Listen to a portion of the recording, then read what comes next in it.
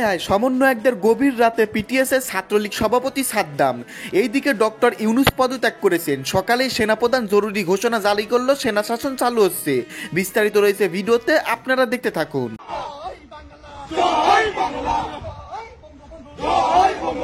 বাবা তোরা এবার থাইমা যা, যে পরিস্থিতি তৈরি করছো তোমরা একে অন্যের জন্য, দিন শেষে ছাত্রলীগের চেয়ে কিন্তু ভালো অবস্থা মনে হতে যাচ্ছে না। ফোরামের সম্মেলনে একটি সংলাপে মন্তব্য করেছেন প্রধান উপদেষ্টা ডক্টর মোহাম্মদ ইউনূস। বলেন, জুলাই গণঅভ্যুত্থানের সবচেয়ে বড় বৈশিষ্ট্য ছিল সমাজের সামগ্রিক পরিবর্তন। বিবাদমান দুই পক্ষের মাঝখানে দাঁড়ালেন, কোনো রকম জ্যাকেট হেলমেট ছাড়াই তিনি দৌড়ে গেলেন। নির্বাচন নিয়ে বিএনপি মহাসচিবের বক্তব্যের তীব্র সমালোচনা করেছেন ছাত্র উপদেষ্টা ও বৈষম্য বিরোধী আন্দোলনের নেতারা। ছাত্র সমন্বয় বা ছাত্র উপদেষ্টাদের মধ্যে রীতিমতো এখন পাল্টা অ্যাকশন চলছে। তাদের যে মুখোমুখি অবস্থান তা আমরা বেশ কয়েক মাস ধরেই লক্ষ্য করছি, এবং এই অবস্থা যে আসবে এটাও আমাদের জানা। আসসালামু আলাইকুম সম্মানিত দর্শক, আজকের ভিডিওটি অত্যন্ত গুরুত্বপূর্ণ। সকাল সকাল একটি নিউজ নিয়ে হাজির হয়েছে। এই নিউজটি শুনলে আপনারা অবাক হয়ে যাবেন। সম্মানিত দর্শক মণ্ডলী, মধ্যরাতে ছাত্রলীগের সভাপতি সাদ্দাম সমন্বয়কদের ইচ্ছা মতন পিটিয়েছে। সম্মানিত দর্শক মণ্ডলী, গুরুতরভাবে আহত হয়েছেন সমন্বয়ক সার্জিস হাসনাত সহ বড় বড় সমন্বয়করা। সম্মানিত দর্শক মণ্ডলী, আজকের এই ভিডিওতে সমস্ত তথ্য পেয়ে যাবেন। ছাত্রলীগ সভাপতি সাদ্দাম হঠাৎ করে কেন, কোথা থেকে এসে সমন্বয়কদের উপর হামলা করলো, এখন সমন্বয়কদের কি অবস্থা, সম্মানিত দর্শক শ্রোতা, সেই সাথে আপনারা জানতে পারবেন। খুব দ্রুত আগামী 7 দিনের মধ্যে প্রধান উপদেষ্টা ডক্টর মোহাম্মদ ইউনূস পদত্যাগ করবেন। তো বেশি কথা না বাড়িয়ে আমরা মূল ভিডিওতে চলে যাই। আপনারা মনোযোগ সহকারে ভিডিওগুলো সম্পূর্ণ দেখতে থাকুন। আসসালামু আলাইকুম। বাবা তোরা এবার থাইমা যা, যে পরিস্থিতি তৈরি করছো তোমরা একে অন্যের জন্য, দিন শেষে ছাত্রলীগের চেয়ে কিন্তু ভালো অবস্থা মনে হতে যাচ্ছে না। তবে আজকের এই যেই ভিডিওটা আমাদের আজকের টপিকে, এখানে সমন্বয়কদের অবস্থানটা পজিটিভ। তবে শিক্ষার্থী হিসেবে আমরা যাদেরকে দেখেছি তাদেরকে যদি কন্ট্রোল করতে এই সমন্বয়করা না পারে, কারণ তারাই তো নেতা। তাদের ছাত্রলীগের সাদ্দাম তো আর ঢাকা কেন্দ্রীয় জায়গা থেকে বৈশা, বা যুবদলের যিনি কেন্দ্রীয় নেতা আছেন তিনি ঢাকা থেকে বৈশা সারা বাংলাদেশের ছাত্রদলকে কন্ট্রোল করা সম্ভব না। কিন্তু দায়ভার দিন শেষে ছাত্রলীগ ছাত্রদলের উপরই চলে আসছে। তো এখন আমরা বৈষম্যবিরোধী শিক্ষার্থীদের যারা বস আছে, পলিটিক্যাল, আমরা নন পলিটিক্যাল বলি, তারা হচ্ছে আপনার এই সমন্বয়করা, কারণ তারা প্রত্যেকটা ইউনিভার্সিটিতে বিভিন্ন ধরনের একটা অবস্থান নিয়েছিল। তো এখন যখন তারাই তাদেরকে কন্ট্রোল করতে পারছে না, আবার তারাই মারামারিতে লেগে যাচ্ছে, তাহলে প্রশ্ন আসে যে এই ছাত্রদের নৈতিক অবস্থানটা কি হারাই গেল? 6 মাসও সময় হয় না। আসুন দেখি ঘটনা কি। আমরা আগে দেখতাম যে ছাত্রলীগ ছাত্রদল এখন আপাতত ক্ষমতায় নেই, এবার আগে করতো, মানে কিছু থেকে কিছু হলে ওই বাস ভাঙ্গো, এটা ভাঙ্গো, এরে মারো, হেরে ধরো, অনেকটা স্টাইলেই ঘটনা হয়েছে ইসলামী বিশ্ববিদ্যালয়ের শিক্ষার্থীদের সঙ্গে এসবি পরিবহনের একটি বাসের সুপারভাইজারের একটা কথা কাটাকাটি হয়। এর জেরে ক্যাম্পাসের প্রধান ফটকের সামনে শিক্ষার্থীরা বাসটিকে আটক করে এবং পরে কয়েকজন শিক্ষার্থী নিজের মনে করে বাসটিতে ভাঙচুর চালায়। তো এই সময় বৈষম্যবিরোধী ছাত্র আন্দোলনে যারা সমন্বয়করা ছিলেন তারা এখানে পজিটিভ ভূমিকা রেখেছে। তারা তাদের ভাঙচুরে বাধা দেন। তখন ভাঙচুরকারী শিক্ষার্থীরা সমন্বয়কদেরকে পাত্তা না দিয়া তাদের উপর চড়া হয়। এক পর্যায়ে সমন্বয়করা তাদের বাধা দিলে দুই দলের মধ্যে এখানে হাতাহাতির ঘটনা ঘটে। আর এই ঘটনাটি ঘটেছে গতকালকে রাত 12টার দিকে। পরে রাত 1:30টার দিকে ভাঙচুর করা ওই বাসটিকে ছেড়ে দেওয়া হয়েছে। শিক্ষার্থীরা বলছেন যে কুষ্টিয়া শহরের কাউন্টার থেকে কথা বলে এসবি পরিবহনের বাসে ওঠেন আপনার 13 জন শিক্ষার্থী। পরে কাউন্টারে কথা বলা ব্যতীতই বায়োটেকনোলজি অ্যান্ড জেনেটিক ইঞ্জিনিয়ারিং বিভাগের 15 জনের মতন শিক্ষার্থীও বাসে ওঠেন। এর 10 মিনিট পর বাসের সুপারভাইজার কাউন্টারে কথা বলা 13 জনের বাইরে অন্য শিক্ষার্থীদের নেমে যেতে বলেন। এ নিয়ে সুপারভাইজার এবং শিক্ষার্থীদের মধ্যে বাকবিতণ্ডা হয়। পরে শিক্ষার্থীরা ক্যাম্পাসে তাদের অন্য বন্ধুদের খবর দিলে তারা প্রধান ফটকের সামনে বাসটিকে আটক করে। ওই বাস ছাড়াও একই পরিবহনের আরও একটি বাস তখন তারা আটক করে, কিন্তু বাসে অসুস্থ ও বিদেশি যাত্রী থাকায় কিছুক্ষণ আটক করে রাখার পর তা ছেড়ে দেওয়া হয়। বাসটিকে আটক করার সময় মার্কেটিং বিভাগের শিক্ষাবর্ষের শিক্ষার্থী মোস্তাফিজুর রহমান আহত হন। তখন বিশ্ববিদ্যালয় মেডিকেল প্রাথমিক চিকিৎসা শেষে তাকে কুষ্টিয়ায় পাঠানো হয়। আহত শিক্ষার্থী ও তার বন্ধুদের দাবি, বাস আটক করার সময় অজ্ঞাত ব্যক্তির ধারালো অস্ত্রের আঘাতে তার পা কেটে গেছে। প্রত্যক্ষদর্শীরা বলছেন বাস আটক করার সময় মুস্তাফিজ বাসের দরজার গ্লাসে লাথি দেন, তখন তার পা কেটে যায়। আপনারা বিষয়টা যেটা আমরা বলছি, এখানে সমন্বয়করা তারা যখন আন্দোলনে কি বলা হয় যে ভাঙচুরে বাধা দেয়, তখন ছাত্ররা সমন্বয়কদের উপরেই চড়াও হয়ে যায়। তো পরে প্রক্টোরিয়াল বডির উপস্থিতিতে রাত 1:30টার দিকে বাসটিকে ছেড়ে দেওয়া হয়। এই ঘটনাগুলো আমাদের কি বার্তা দিচ্ছে? আমরা বলছি বাংলাদেশকে বদলায় যেতে হবে, আমরা বলতেছি বাংলাদেশে আমরা পরিবর্তন চাই, বাট এইভাবে কি পরিবর্তন হবে? মব জাস্টিস, আমরা আইনের তোয়াক্কা করবো না। আমার সাথে একজন কন্ট্রাক্টর খারাপ ব্যবহার করছে, আমরা এগুলো আগে দেখছি। এই কোনো ঘটনা হলে ছাত্রলীগের একজন ফোন দিত, পুরো টিম চলে আসতো, লাঠি ছোটা, হেলমেট, হাতুড়া নিয়া। ছাত্রদলেরও সেম কাহিনী ছিল। তো তোমরা যারা সাধারণ শিক্ষার্থী আছো, তো তোমাদের সাথে এই রাজনৈতিক শিক্ষার্থী যারা আছে তাদের পার্থক্যের জায়গাটা কোথায় বাবা? আর সমন্বয়করা যারা আছেন তারা যদি দলকে বা ছাত্রদেরকে কন্ট্রোল করতে না পারেন, বৈষম্যবিরোধী শিক্ষার্থীদের নেতৃত্বে যারা আছেন, তাহলে আপনাদের নেতৃত্ব নিয়েও প্রশ্ন ওঠে। এই পরিস্থিতি চললে আর 3 মাস পরে দেশ ছেড়ে পালানো লাগবে। পলিটিক্যাল দলগুলোর সাথে যে অবস্থান, নিজেদের মধ্যে যে ভাঙন, পিটাপিটি, মামলা হামলা, মোটামুটি একটা আমরা কি বলা হয় যে বায়োস্কোপ টাইপের এখন দেখতে পাচ্ছি।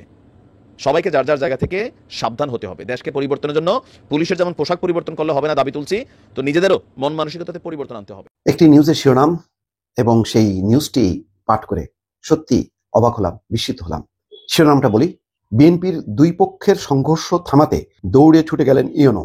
Video viral.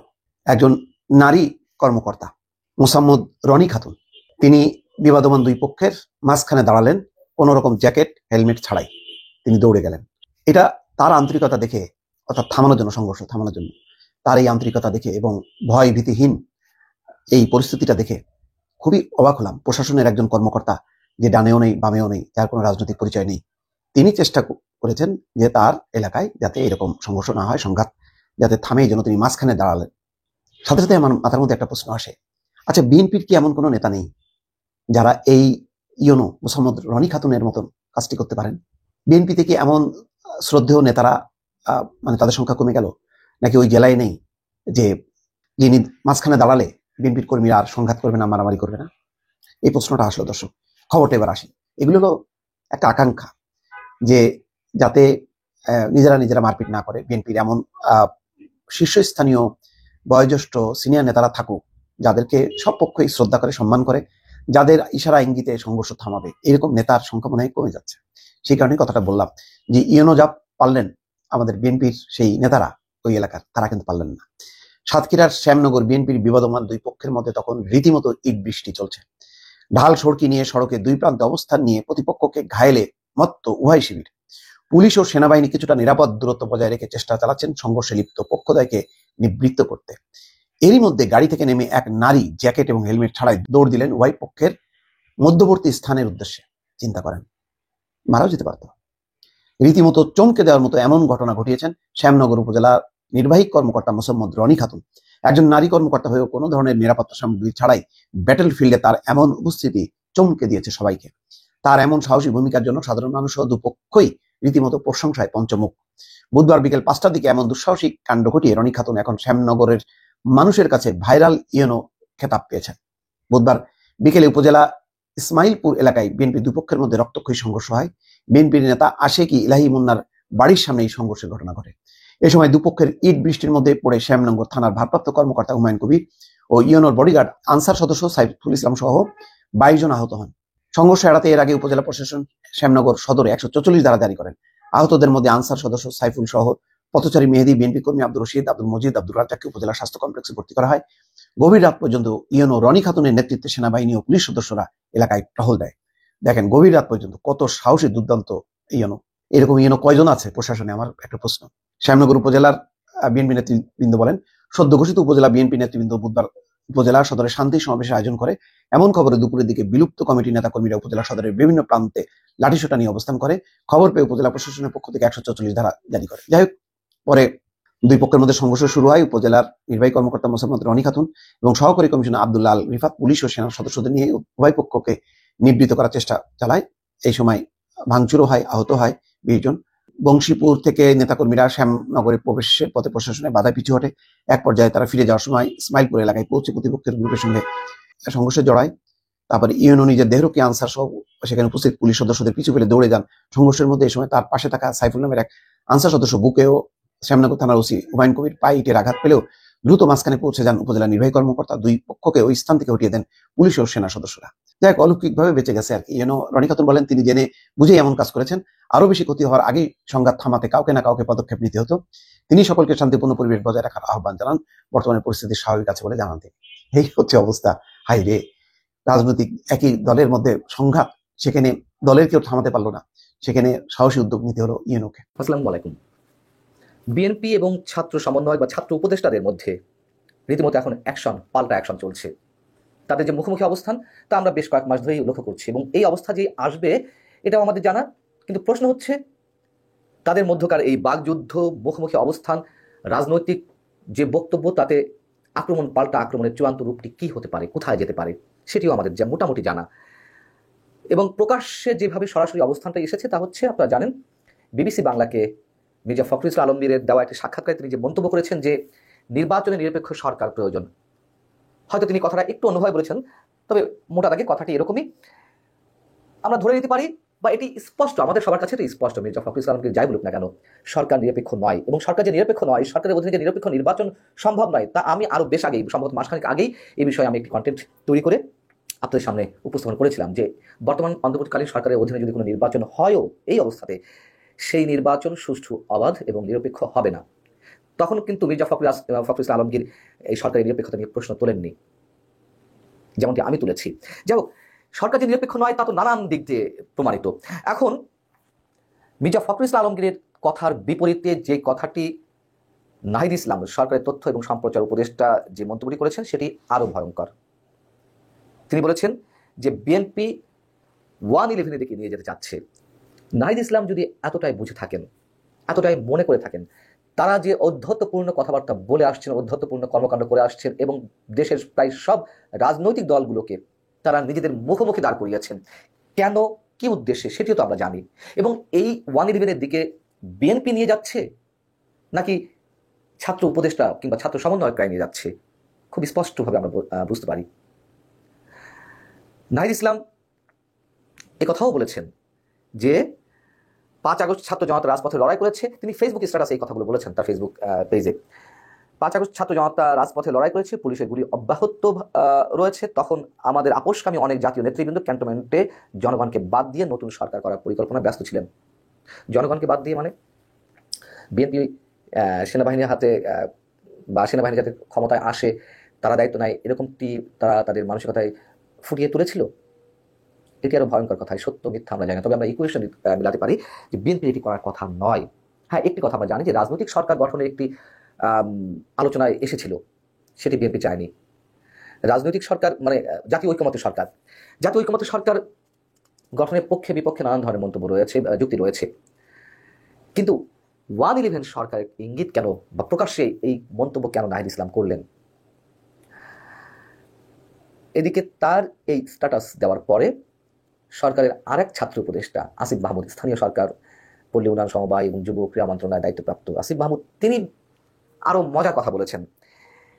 তিনি বলেছেন উপদেষ্টাদের কেউ রাজনীতি করলে সরকার থেকে বের হয়ে যাবে। যেহেতু মির্জা ফখরুল ইসলাম আলমগীর বিবিসি বাংলাতে দেওয়া সাক্ষাৎকারে এই ধরনের মন্তব্য করেছেন যে যদি কেউ রাজনীতি করতে চান সরকারের মধ্যে থেকে, তাদের উচিত সরকার থেকে বেরিয়ে এসে রাজনীতি করা। তিনি এই মন্তব্য নতুন করে করেননি, এর আগেও এই ধরনের মন্তব্য করেছেন এবং তার এই মন্তব্যের সঙ্গে নিশ্চয়ই আমরা সাধারণ মানুষ একমত। আসিফ মাহমুদ যে কথাগুলো বলছে তারও কি মিনিমাম কোনো ধরনের সত্যতা আছে? সরকারের কাজে রাজনৈতিক দলের হস্তক্ষেপ বলতে কি বুঝিয়েছে? আমরা দুইভাবে এর মিনিংটা দাঁড় করতে পারি। একটি হচ্ছে তাদের বিভিন্ন দাবি দেওয়া রাখতে হয় সরকারকে, আরেকটি হচ্ছে যেটি সম্ভাবনা বেশি, যেটি বোঝাতে চেয়েছে আসিফ মাহমুদ, তা হচ্ছে সংস্কার কার্যক্রম চালাতে চায় সরকার, সংস্কারের নামে নির্বাচন প্রলম্বিত করতে চায়। বিএনপি সেই জায়গাগুলোতে বাধা দিচ্ছে। রাষ্ট্রপতি অপসারণের যে দাবি ছাত্র সমন্বয়কদের মধ্যে থেকে উঠেছিল, সরকার সেটি করে ফেলতো, দাবি পূরণ সেটিতে বিএনপি বাংলা দিয়েছে। এবং সংবিধান 72-এর সংবিধানকে ছুঁড়ে ফেলে কবর রচনা করে নতুন ঘোষণাপত্র তারা দিতে চেয়েছিল, সেটিতে বিএনপি বাধা দিয়েছে। তো এইগুলো যদি সরকারের কাজ হয়ে থাকে, যদি বিএনপি এই কাজগুলোতে বাধা দিয়ে থাকে, অবশ্যই সেগুলো জনগণের পক্ষে কাজ করেছে, আমাদেরকে বলতে হবে। এখন আমি যেটা বলছিলাম যে আসিফ মাহমুদ যে কথাগুলো বলেছেন সেগুলো পুরোপুরি প্রতারণামূলক কথাবার্তা জনগণের সাথে। তার কারণ তিনি যেটি বলেছেন যে কেউ রাজনীতি করলে সরকার থেকে বের হয়ে করা উচিত, নিজেই বলছেন রাজনীতি তো তারা করছেন, এই 3 উপদেষ্টা তো প্রকাশ্যে রাজনীতি করছেন। নতুন কোনো রাজনৈতিক দল ছাত্রদের মধ্যে থেকে গড়ে উঠবে কিনা সে বিষয়ে তিনি বা নাহিদ ইসলাম, আসিফ মাহমুদ তারা সবসময় বলেছেন যে এই ধরনের কোনো ইচ্ছা তাদের নেই।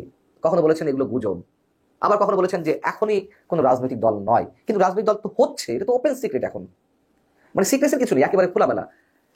বৈষম্যবিরোধী ছাত্র আন্দোলন থেকে জাতীয় নাগরিক কমিটির মধ্যে থেকে রাজনৈতিক দলের আত্মপ্রকাশ হতে যাচ্ছে, এগুলো কি মিথ্যা?